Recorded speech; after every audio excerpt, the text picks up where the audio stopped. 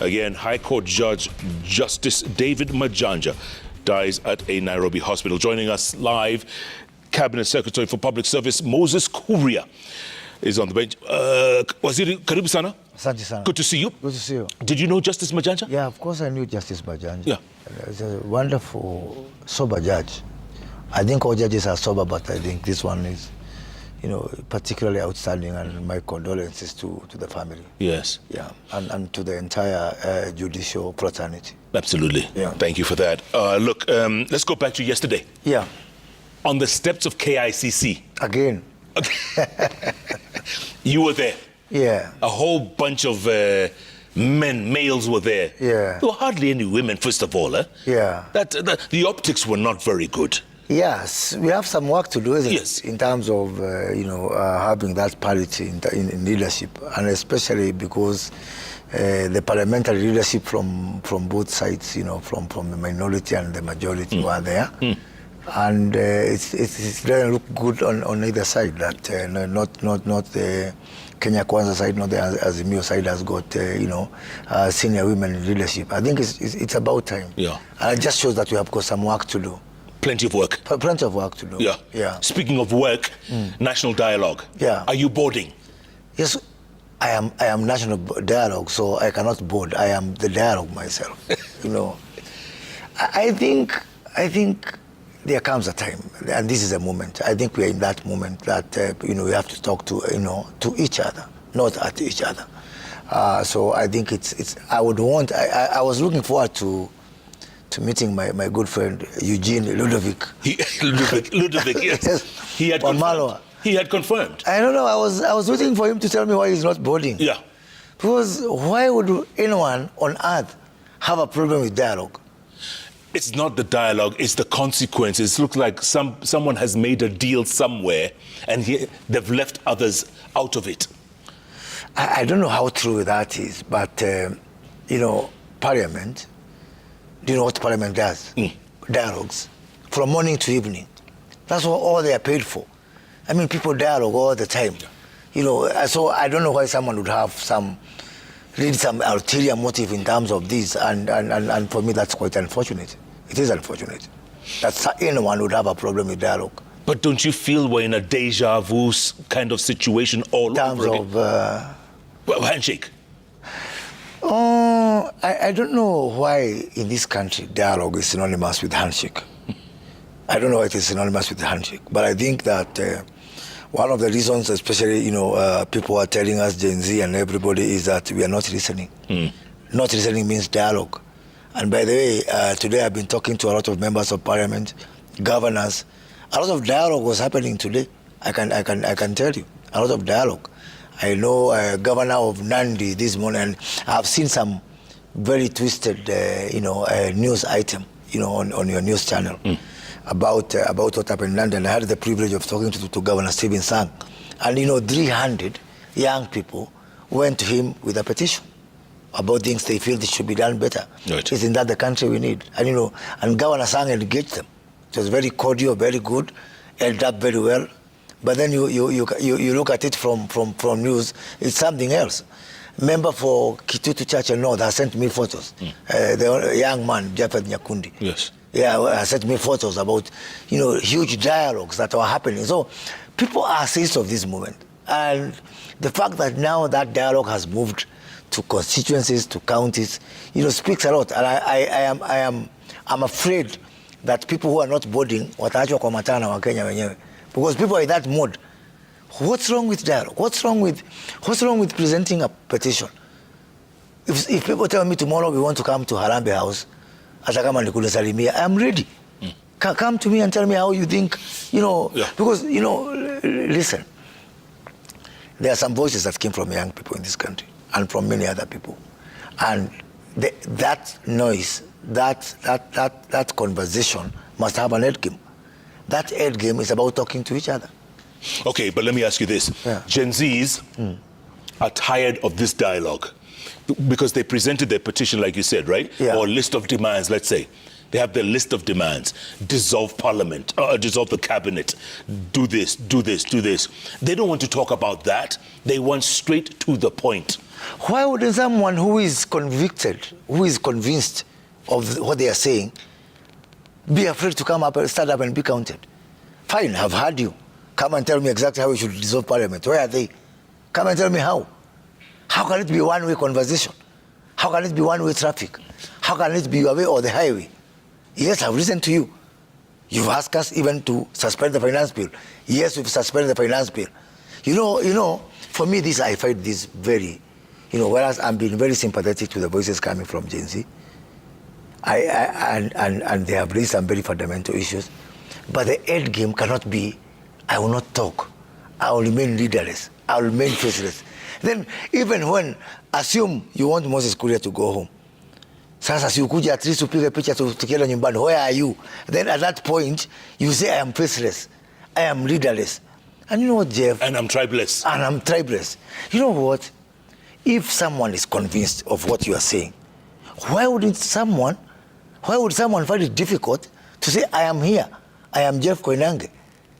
I mean what I say, and I say what I mean. So because this ending now, whereby people say, oh, we will not come and talk, we will not come and dialogue because we want to continue to be leaderless. Which other way, assume, for example, these people, for example, want to replace us in government, yeah? Which other way of getting control of government except through organization? How can you be organized when you are faceless and when you are leaderless? Come, I'm inviting you. You know what? We have got an election in another, 36 months. 36 pay slips. If I apply for a loan and say I want to pay in 40 months using my contract, I will not be eligible. My contract is shorter than that. Yeah. So as sure as day follows night, we have a finite time. It's 3 years. It is known.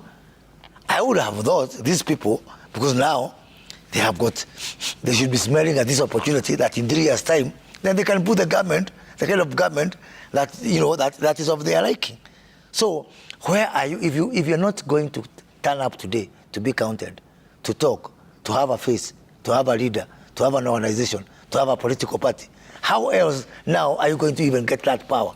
It is illusionary, my friend.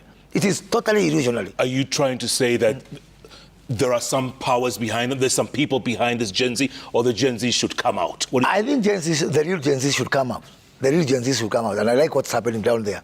I like what's happening in the counties. I like what's happening in the constituencies, because people are telling us, saying, we are the people. We the people. We the people, as the Americans would say. We the people. Because there's a mixture. There's a mixture of genuine people, genuine voices, locally. Some other people, and you remember, Jeff, I worked for 10 years, like you did, outside this country.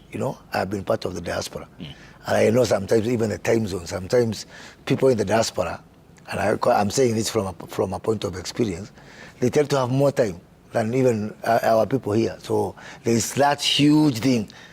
I know I was monitoring some of the conversations that were happening, and some people are saying, kuja turuke sasa hapa, luka. And this guy is somewhere in Seattle. Luka wapi, It is time now, move guys, let's move, let's go. And then that guy was exposed, he was somewhere in the US. So there's also that huge constituency that is outside the country. Yeah. And we value our diaspora. We want, by 2027, we want to hit $10 billion in our remittances, yeah. That's our target. We are now at somewhere in between $3 and $4 billion. So we value our diaspora. I have got nothing against the diaspora. It's a very important, cornerstone of our economic agenda. That is why you've seen the president on his, whole thing of trying to get us digital jobs abroad and the export of labor and all that kind of, because it is important. But at the same time, the people in the diaspora need to know that some of the challenges that we grapple with here sometimes are a far cry from the kind of life that they live out there. So there is that huge also constituency of the diaspora which has been trying to do virtual maandamano, if I would call it that way. And then of course there are other interests, global interests that are at play here. Yote tisa kumi, as they say. I'm just saying, whoever it is, The Bible says, you know, some people will preach the gospel for many reasons. But as long as they are preaching the gospel, no problem. So now, whether it is the diaspora, whether it is those foreign powers, whether it's local people, we're saying, after all that, the morning after, come, let's talk. Yeah? After, you know, for the first time, what we've done is unprecedented. Suspending or leaving without a finance bill. That means we have got no new, tax measures. And tax measures, Jeff, are not just about money. You know, tax measures are not just about money. So let's divide this conversation into two: the money conversation and the policy conversation. Let me take you to the policy conversation. Last year, a time like this, I was cabinet secretary for trade and industry. Yes.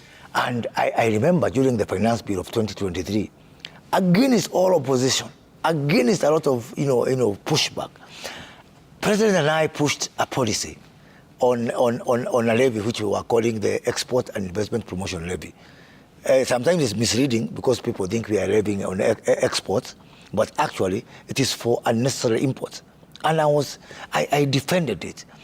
As a result, we put in levies on steel products, billets, for example. We put levies on furniture. We put levies on clinker. Let me just tell you what has happened for the last 1 year. On the issue of cement, let me start with steel, billets. I was monitoring, and I still do monitor, because I'm very proud of what we did. Our imports of steel products have dropped by 20 billion shillings. 20 billion shillings. 20 billion. We have saved 20 billion shillings. Money that was being imported, our foreign currency that was going out there, that was in the finance bill. It was not because of that levy. It is because of the policy implication of what we did. Look at the clinker that is used for cement. Our import has dropped by 100 billion shillings over the last 1 year. As a result, there's a gentleman who was here the other day, Mr. Devki. Devki. I know him. He opened a factory in West Pokot. 2,700 people are working in that factory. 2,700 people. That is what I call deliberate policies. Okay. Am I talking about popular policies? No. And what we are saying is that the finance bill of that year, this year, we were to add, by the way, let me not even just look at Guru, the big guy. I've got a young man called Murage from Nyeri. A young man is 28 or 29, a very successful entrepreneur. He runs a furniture shop known as Modern Furniture Pacific, from Nyeri. Murage tells me that because of the policies that I put last year, he's added 200 new employees, a young man of 28, because now we are not, we made it more difficult to import. So people look at finance bill, like finance bill is only about raising money. Sometimes it's about policies. This year, my successor, Rebecca Miano, has added another 75 products. 75 products that could have created more jobs, saved us on foreign exchange, and generally help us this country to grow. And what we are saying is, let's look at debt, for example. Now looking at the money side. Forget about the policy side. Jeff, 10 years ago, our debt was 1.something trillion. 10 years ago, 1.something trillion. Yeah? Our debt has grown to 11 trillion. Yeah. All the roads, all the superhighways, everything that we've done over the last years is 11 trillion. Every year, this year, whether I like it or not. And by the way, we just paid off our Eurobond fully, to the to the delight of the market. This year, this financial year, we will spend 1.1 trillion shillings just for debt servicing. On debt servicing. That's 1/3 of our budget. 1/3 of our budget. Add another 1 trillion that will go to salaries. Because we didn't hire these people, Jeff. We've been in government for less than 2 years. Because we didn't borrow this money, it has grown over the time. If I'm not paying this 1 trillion in debt, maybe I would have more money maybe I don't even raise more taxes. Imagine, if I've got 1 trillion today, like this, to finish the roads, to finish the water, to do our health care and all that, why would I even need to raise new taxes? So that's why I'm saying, in fact, is we have to show where the dialogue is coming in. We are doing it we are managing it in the best way we know how. Okay, well, Probably yeah. through the dialogue, Yeah. somebody who has better ideas come and tell us how maybe someone can do some voodoo, yeah, or say a prayer, Yeah. or hold a crusade and death disappears. Why push back people of voodoo and people of prayers who can come and help us to maybe do some magic and our death disappears? Why would someone have a problem with that? You want some We are saying abracadabra? maybe somebody has abracadabra. Come and tell us. It is you who don't know how abracadabra, but I've got abracadabra of how you're going to to save 1 trillion shillings that we are paying debt every year. Come, talk to us. We are listening. Okay, the biggest critics of your government is that you people don't praise yourself enough. Your PR is terrible. I guilty as charged. Absolutely, the greatest challenge. Guilty as charged. Thank you. Yeah. And I want to talk about that after the break. Yeah. And also, fake fertilizer was brought into the country. Yes. Farmers bought it. Yes. They turned out to be rocks and whatever. Yes. No one was prosecuted. Yes. Gen Zs are angry about things like that. Remember the sugar that also came? It was also contaminated. Yes. Gen Zs are angry. So they're not seeing any repercussions. And, they need to see things being done. Not seeing things seem to be done, but things being done. Do you agree, Waziri? No, I totally agree. Nobody can downplay those things. Good. Those are the kind of conversations we need to have. Good. If it's conversation about how we are going to fight corruption, how we are going to hold people accountable, how we are going to save money, what we are saying is, let us seize this moment. Yeah, it is the moment. There is running a government and running a country, as the president said the other day. Running a government is me. Running a country is me and you, because unless you live in the outer space. Let's talk. Cabinet Secretary for Public Service Moses Kuria. He's never afraid to call it like he sees it. And we're going to take a quick break, come back, do a little business news, quick sports, come back with Waziri. What are your questions, your comments? Keep them coming at Koinange Jeff, at Citizen TV, the hashtag JK Live. JK Live takes a break. We'll be back. In the meantime, coming up.